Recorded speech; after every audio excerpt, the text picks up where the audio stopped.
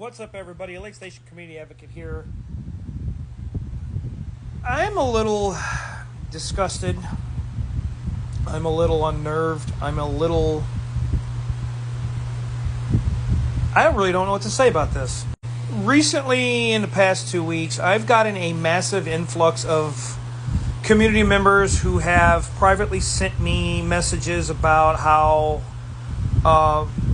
they have been attacked and they have been verbally intimidated and threatened by many within the political party here within our town that holds power and has for quite some time, and not for good reasons and good ways either.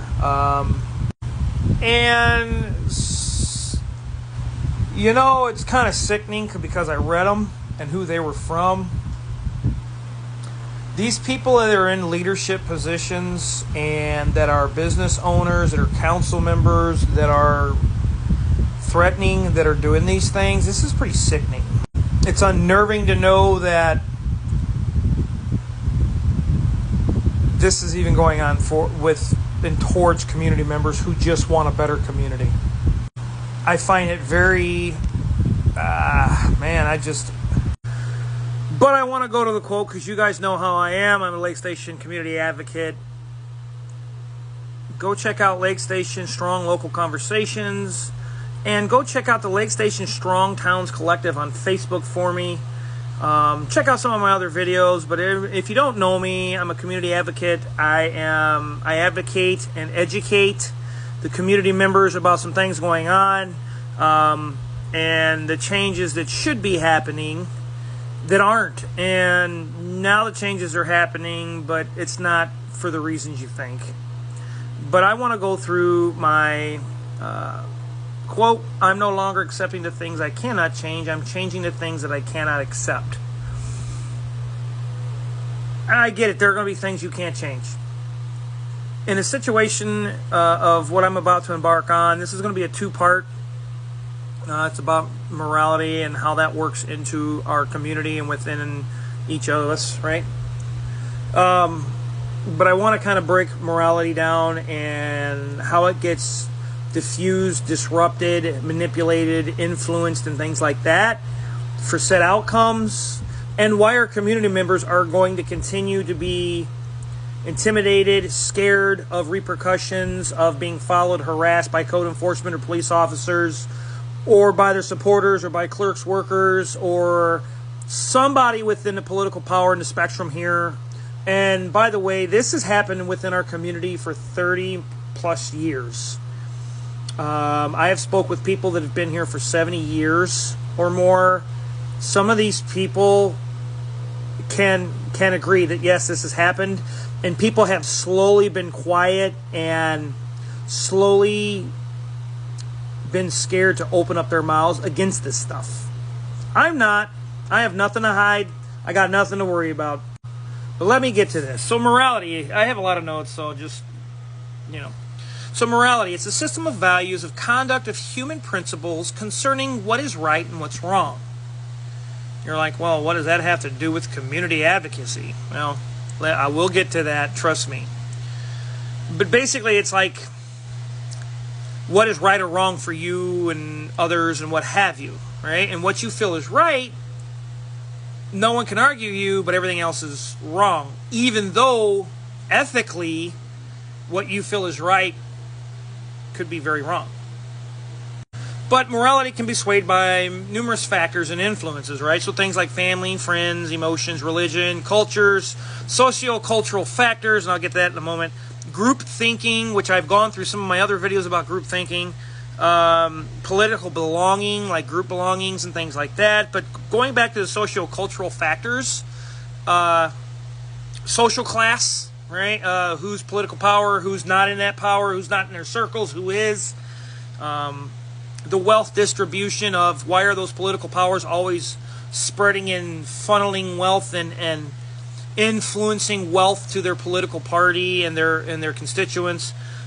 Business factors, which funny enough, a lot of them own businesses and that's how this works. The social cultural factors can also be customer preferences. Who are they going after? So if you have new renters, or, you know, we got new people that are putting businesses in, that's a social cultural factor of keeping power. They've done me well, so I guess I'll vote for them. Political factors as well. And the political factors are also influenced by a lot of things, and it can influence and impact a person's thought, their feelings, their behaviors, their set outcomes, and it's usually for ultimate distinctive outcomes, by the way, okay? And all of this stuff, how does this relate to our community? Well, I'm about to help you understand that a little bit, because in our community, like I said, people have had to deal with a lot of crazy things that shouldn't be, especially considering you say you're for community and you're part of the problem doing this. So a little thing called political bullying, or it's political bullying of community members, mainly, okay? Very crystal clear in our community. It's been said that if you don't vote for the mayor and you work for one of his entities or underneath him, he will find a way to either plumb you up to straighten you out, or you will be fired or removed for something minuscule just because you didn't vote for him. I know people who have been fired. I know people who've been removed. I know people who've been harassed, intimidated, scared, bullied, all of these things. But let me kind of break some of this stuff down to what I'm talking about within my community. The mayor has, and I've shown before, and I'm not attacking nobody, but it's the behavior of which I'm attacking. The mayor has blatantly and openly not just called me a clown, but he has called other community members names and clowns and just really bad things. They allow their political leaders, their council members, to basically scare and intimidate the community members within the public as well. They do this openly, and they've done it for years on social media publicly, and they almost pride themselves on it. And they love it because they tell them either get with the political party or move out of our town. We don't care. They allow their political peers, their supporters, their friends, their family members to also, like I've mentioned before, to message and threaten and to intimidate and scare our community members. And this is not supposed to be happening within a community at all. It's kind of hypocritical to say that you're so for community, but you're going to threaten somebody and force them out of your community. It sounds to me more like you're trying to keep power because you're scared, because if you lose your political seat, you're scared about what's about to happen to you, about with investigations or, things like that. Other things they do are authoritarian, I'm horrible with words today. Projects, basically doing and passing things without the public's approval, the community's approval, except for their said group. There's very repressive and very restrictive political tactics that they use, and it weakens our checks and balances in the government with our local. They will also, on social media, will openly and blatantly stoke or paint them as crazy or stupid or just dumb or a complainer or a whiter, like I've mentioned this stuff before. Corrupt local politics and voting at the voting polls and the tactics that are used. They will spread any sort of disinformation, and they will allow everybody from the mayor all the way down to the clerk's offices to post people's private information from water company, from the clerk's offices.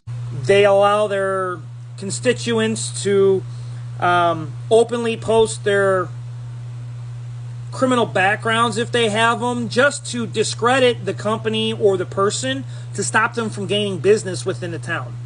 Because to them, it's a fear-mongering tactic, because they're scared if someone's going to replace them and remove them, because they'll lose their power. And if they lose their power, they're subject to really being investigated, because now people will actually go through paperwork and find out what's really going on. But if all this is allowed and it continues, nothing will never change in our community, ever. It will not. Stay with me for part 2. I am the Lake Station community advocate and educator. I will be doing part 2 on morality within our community and how it relates to our community and what needs to change, if real change is ever going to happen.